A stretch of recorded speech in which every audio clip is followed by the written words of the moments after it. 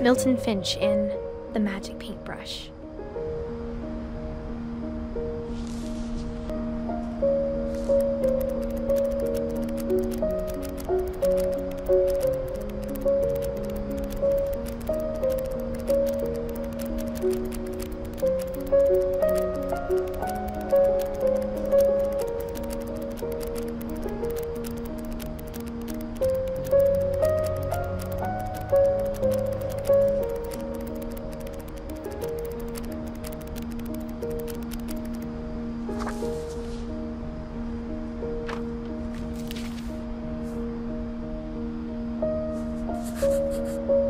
I was 4 when Milton disappeared.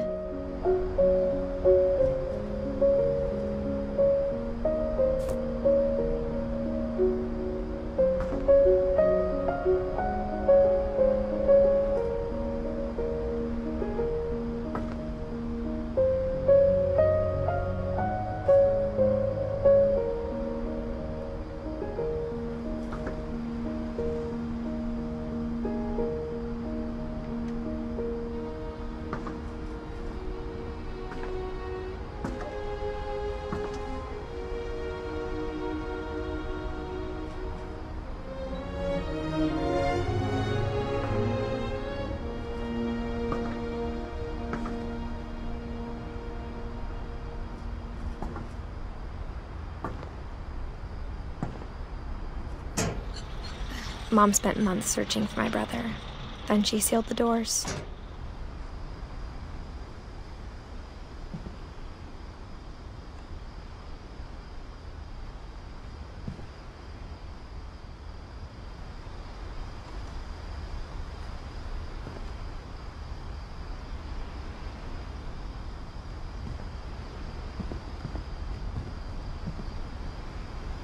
Whatever Milton had found in the house, Mom didn't want it getting out.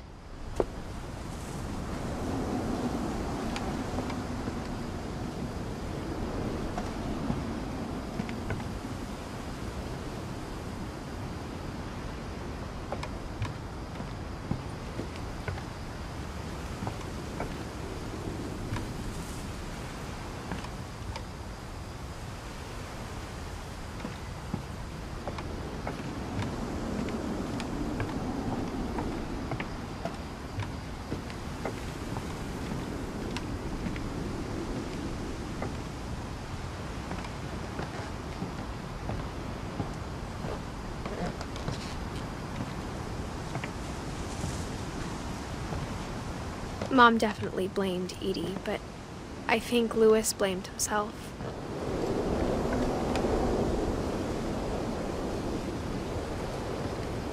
After he graduated, he just spent more and more time in his room, until Mom got him a job at the cannery.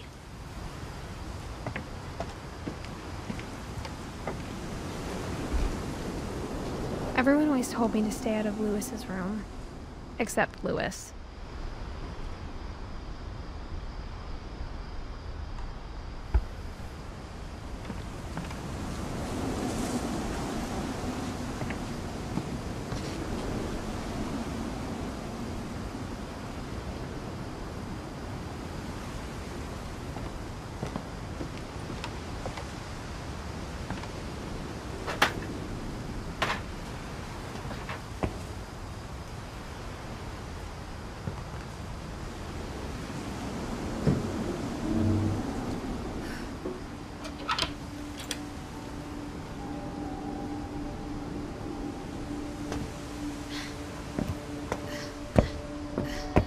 Lewis's room smelled very, very familiar. That part of him lived on.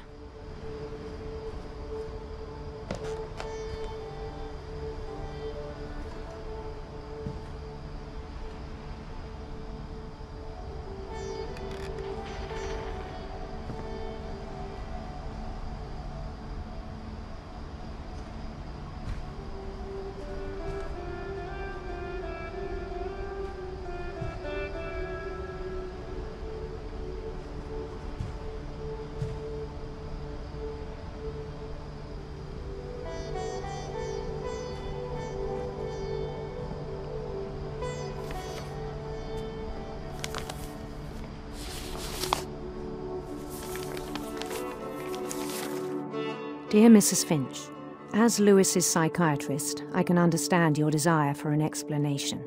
As I see it, the trouble began in January, shortly after we convinced your son to seek treatment for substance abuse. Sober, I believe Lewis first noticed the monotony of his daily life.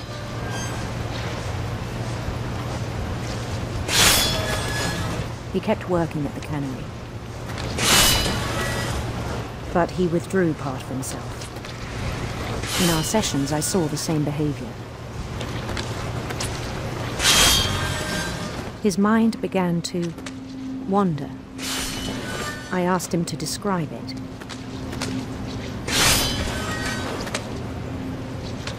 He said he started small, imagining a labyrinth.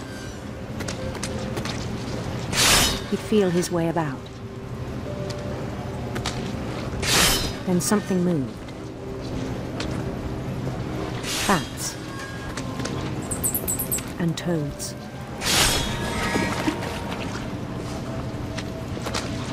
And things that have not names.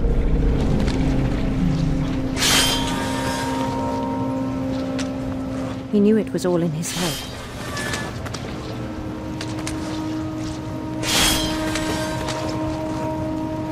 But he took it very seriously. I had hoped he'd find himself.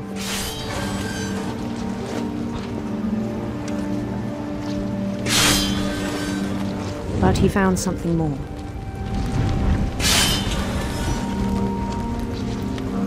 I worried about him then, daydreaming at the cannery. I spoke with his boss. But he said Lewis had become a model employee. Methodical, tireless, focused. Like a whole new Lewis. So I let him go on.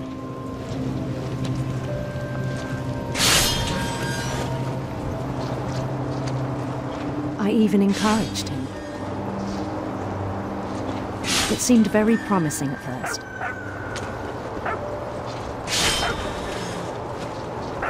He told me he'd made a new friend.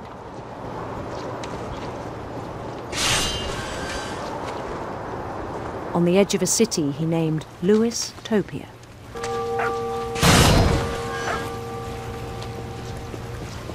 He built the city up slowly, brick by brick. Then he made musicians.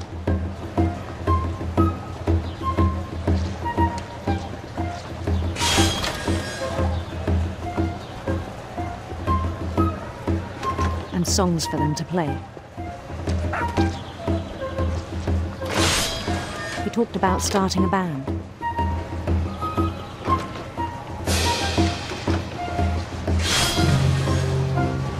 And he was always humming something. Every day his imagination grew stronger.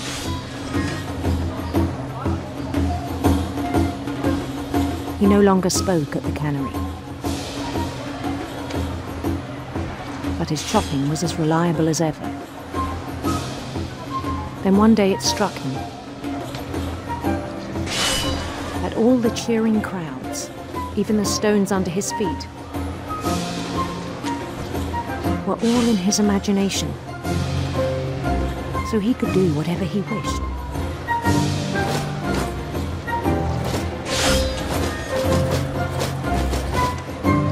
He held an election for mayor,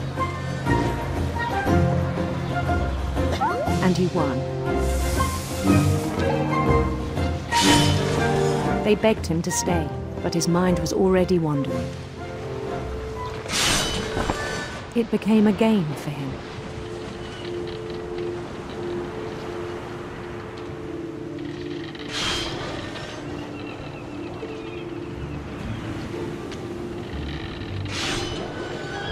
He'd conquer a city, then immediately push on.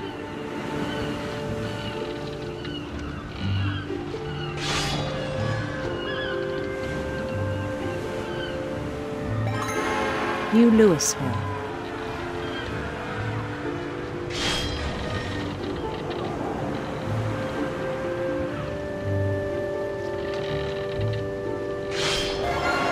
St. Louis.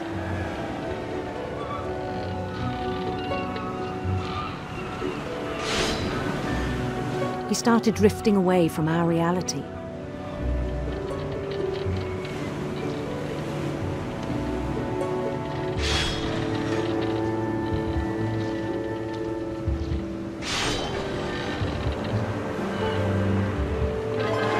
Minneapolis.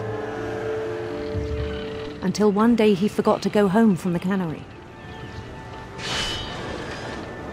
Even as his mother pleaded with him, part of Lewis kept sailing on.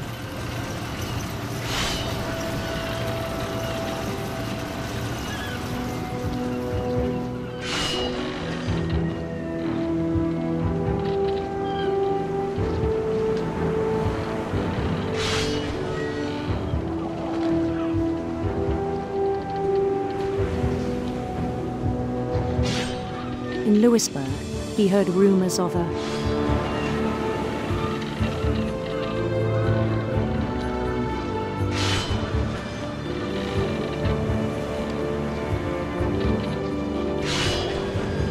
handsome queen.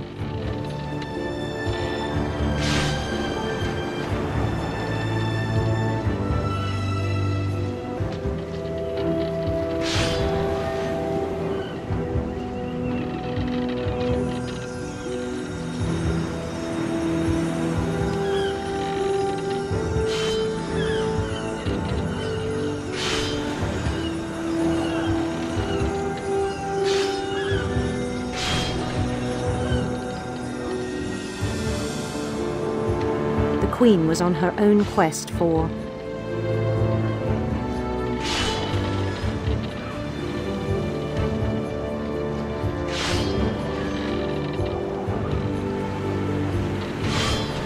sinister serpents.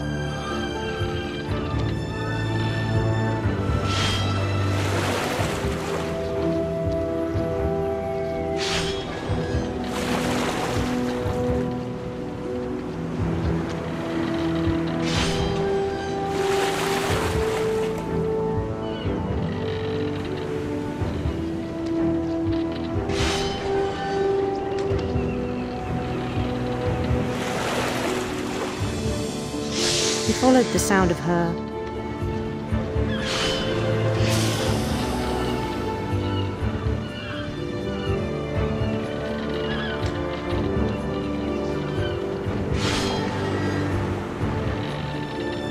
silver harp.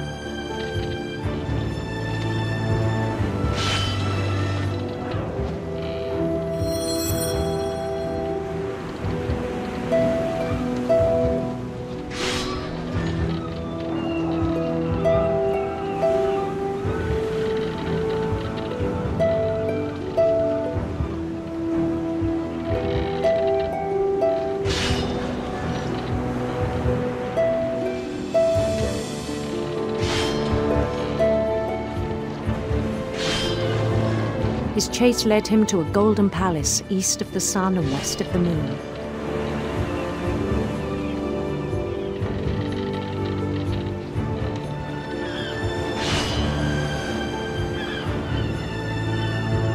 Even then, his logic remained sound.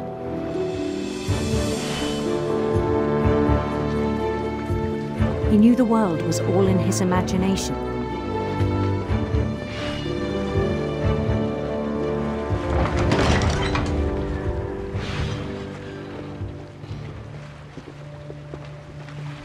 But he was so proud of having created it.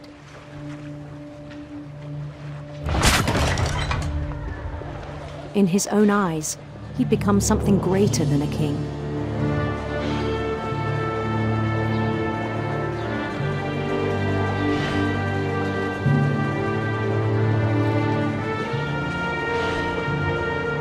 For someone who'd never known success in the real world, I think it was overwhelming. And then it struck him that the real Lewis was not the one chopping salmon, but the one climbing the steps of a golden palace.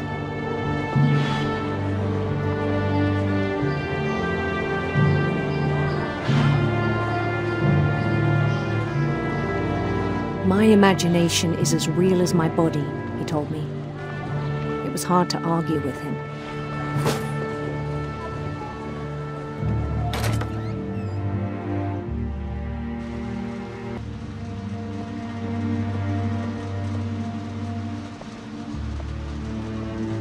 We began to forget the world we know.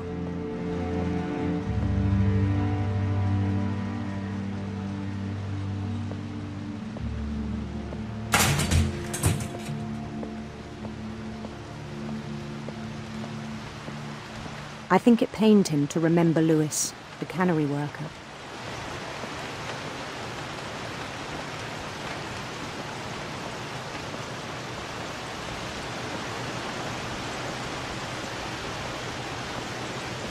He began to despise the man with a royal contempt.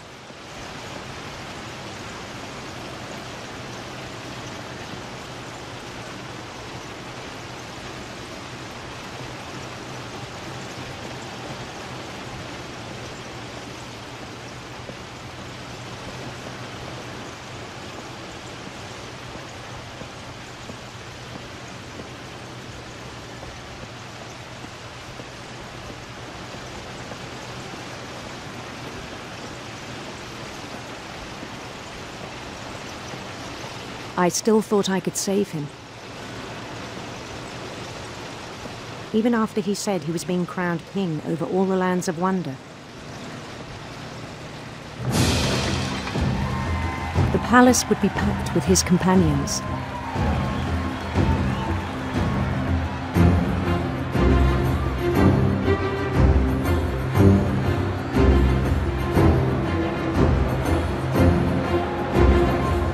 Including the wise Calico who'd insisted on inviting him.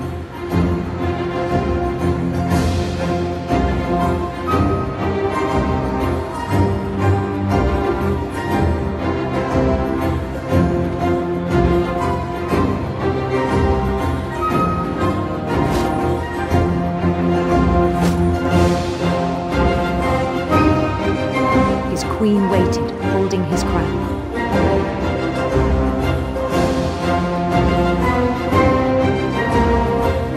There was only one thing left to do.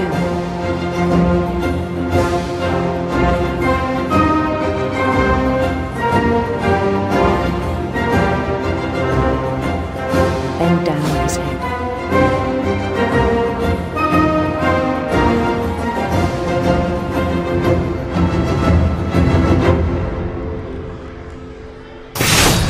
And the rest I think you know. Mrs. Finch, your son was a kind man who will be missed by all of us who knew him.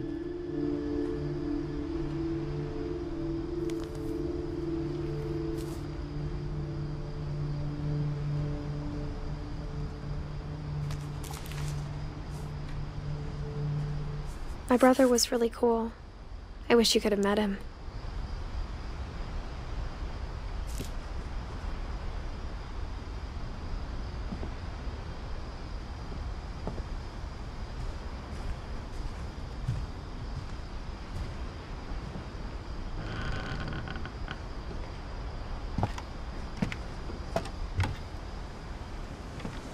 On the way back from Lewis's funeral, my mom told me to start packing. She waited until the day before we left to tell Edie. I'm not sure if she wanted to make it easier or harder.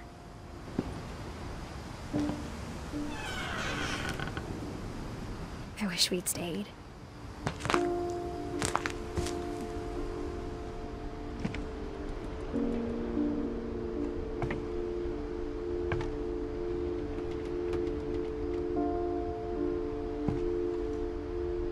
But I understand why we left.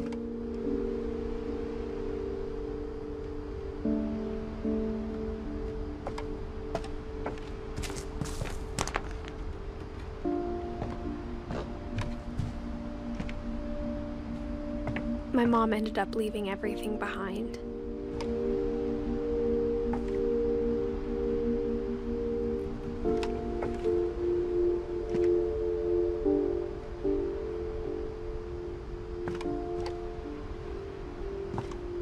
What happened that night had been coming for a long time. Maybe it should have come sooner.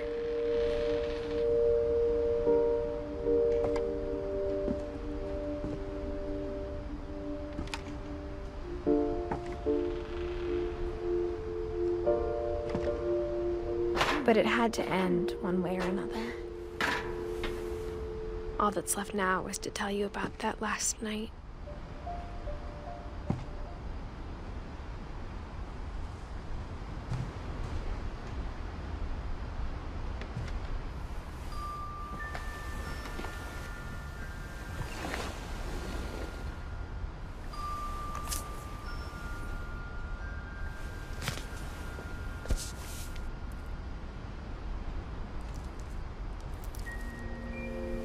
That whole last day, Edie just watched us pack and didn't say a word. Until supper, when she raised her glass and said, "To our final night together, and all our final nights apart." Grandma, you know what I said about alcohol. Some of your medications are very Edith, specific. I left a present for you in the hallway. Why don't you go open it? The grown-ups have to argue now. I'm sorry, you're right. We're all leaving tomorrow. Let's just enjoy our last... I'm not leaving. Edith, you're excused.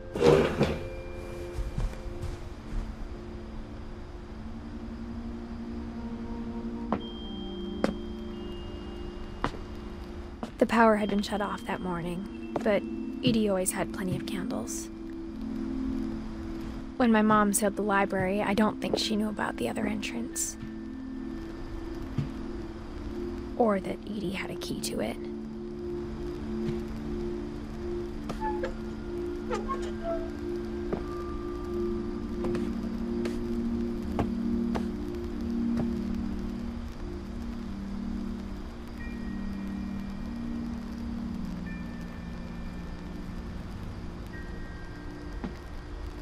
That thing you're afraid of isn't going to end when you leave the house.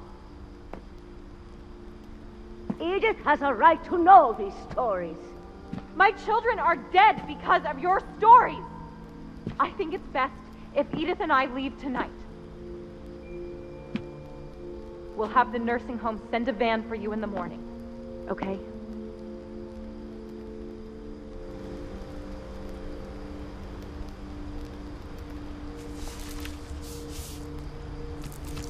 Dear Edith, there's so many stories I wish I could tell you, but there's only time for one.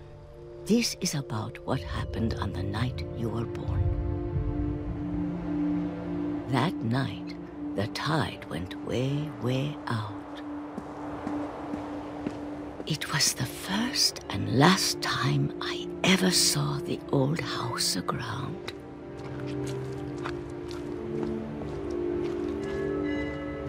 There'd been an earthquake out in the middle of the ocean. They called it the lowest tide in 1,000 years. God, it smelled awful. You know, I've seen that house every day of my life.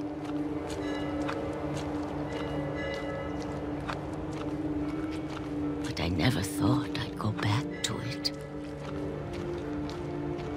When the fog rolled in, I lost my way.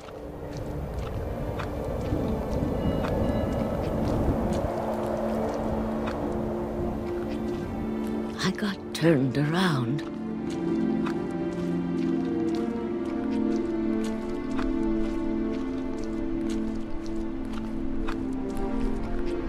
I started seeing things.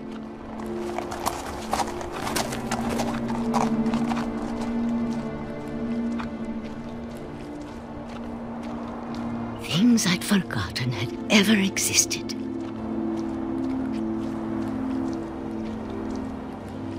But when I saw them, they felt like old friends. That night, a lot of things came back to me. Or maybe I came back to them.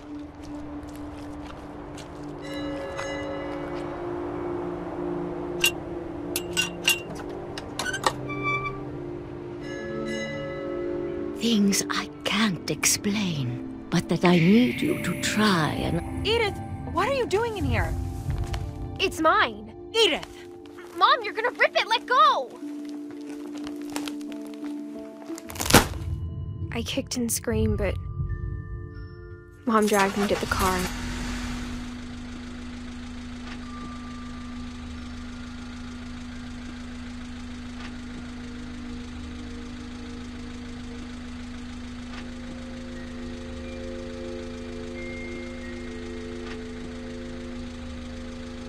I never saw Great-Grandma Edie again.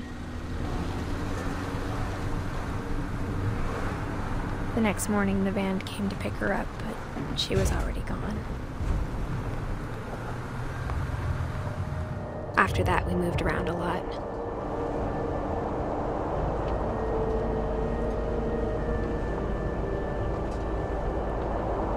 We both tried to make the best of it.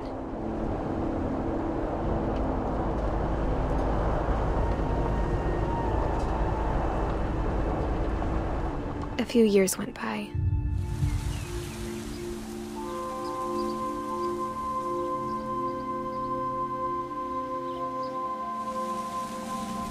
My mom didn't like to talk about it, but she started getting sick a lot. The rest happened pretty quickly.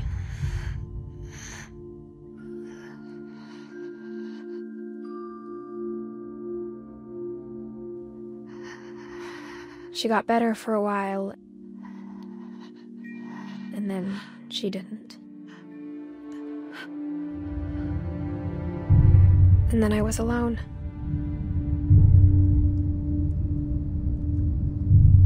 The last Finch left alive.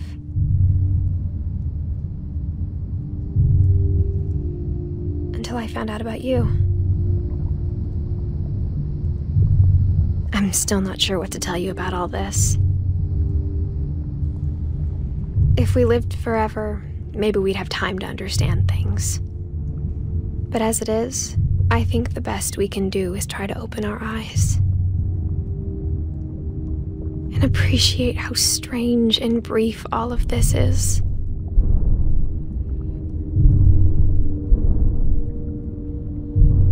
This journal was supposed to be for you. But now I hope you'll never see it. I just want to meet you and tell you all these stories myself. But I guess if you're reading this now, things didn't work out that way.